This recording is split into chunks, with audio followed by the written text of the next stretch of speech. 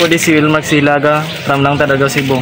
Okay. So karon nangita pa mi og usa ka ma-interview nga about sa history diri sa Argao. Okay. So mangita kita. Tara, J.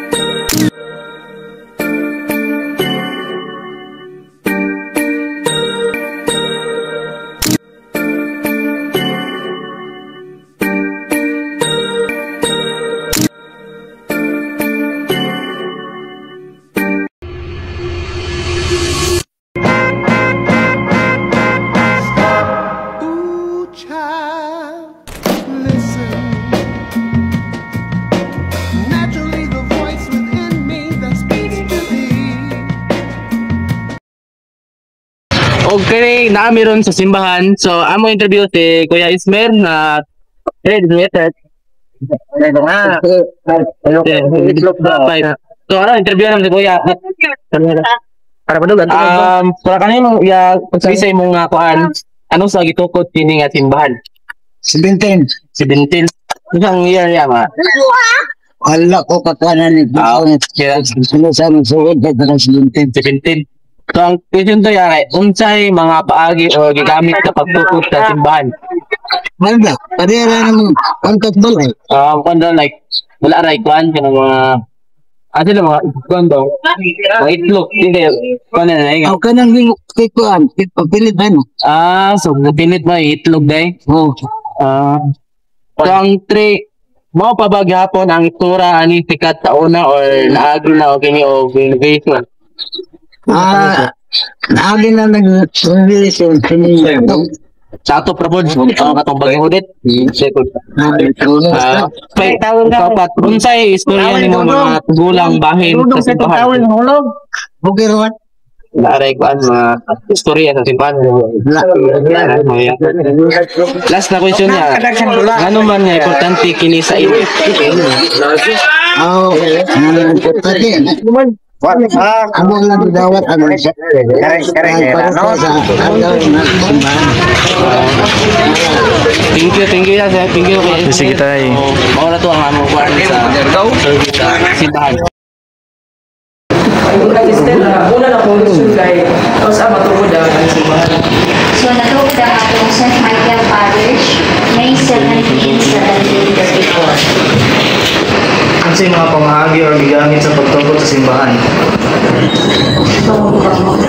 Ang itukod ay kanang wala kaya siya may kanang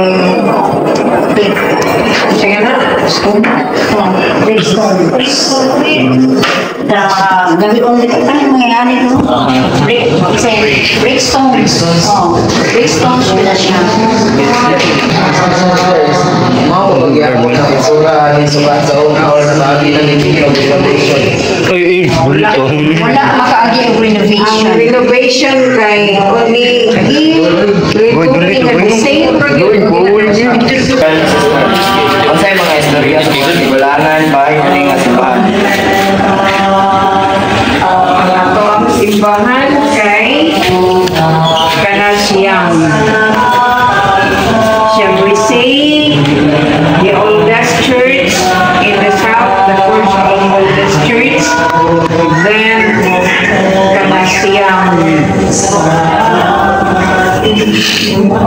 From that time until now, wala din na biyay o gana siyang pari.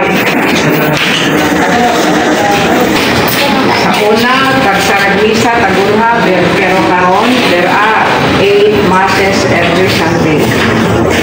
Tungkol sa karako na sa population. Next question is ano man Ano? importante kini sa inyo? Anong importante? Sa amo day, di mo labo. Okay.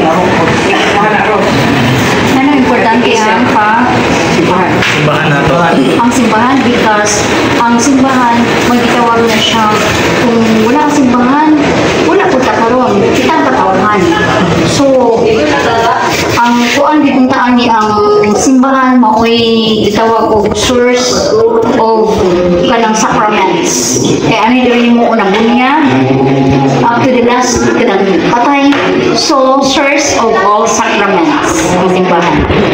And then it nourishes our faith also. Yun nga, mo ari gid na every now and then ari rin sa simbahan because it is our source of faith.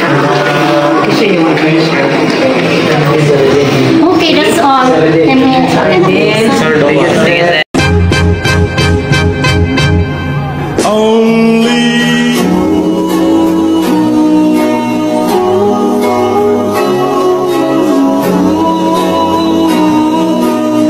Oh yeah. XB.